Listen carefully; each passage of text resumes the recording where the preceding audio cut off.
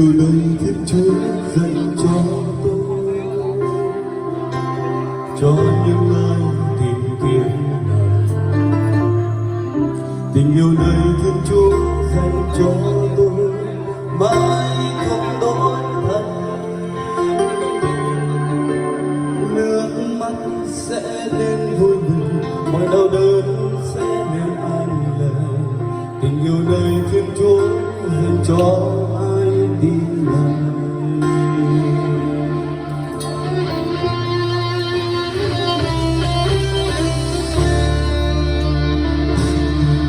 Tình yêu lời Thiên Chúa dành cho tôi,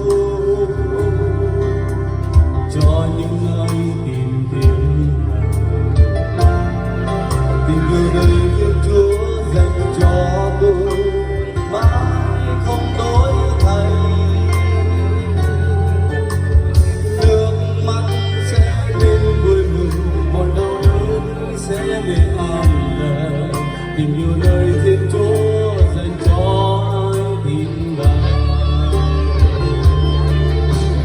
Chúa đã đến cho tôi niềm tin với bao hy vọng, và Chúa đã xóa bao tội lỗi tôi. Chúa đã đến cho tôi một tình yêu mãi không phai tàn, và Chúa đã đến để tôi vẫn với tôi. Thật tình yêu Chúa quá lớn, nào ai có biết. Thật tình yêu Chúa quá lớn, nào tôi có hay bởi cớ sao Giêsu ngày nay thay tôi thôi. Thật tình yêu Chúa quá lớn, nào ai biết rằng bởi cớ Chúa đã đến chịu bao đớn đau bởi cớ yêu thương tôi, để đến đây vì tôi.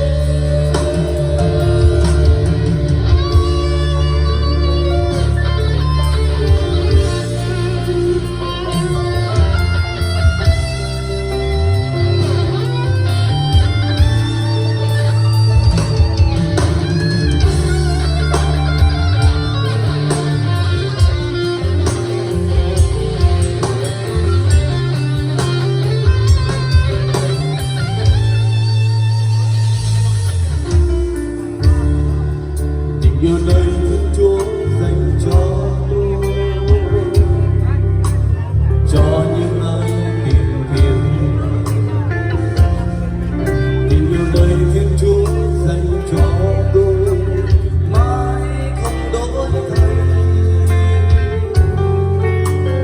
Nước mắt sẽ lên vui mừng, mọi đau đớn sẽ lên an lạc. Tình yêu lời Thiên Chúa dành cho ai tin Ngài.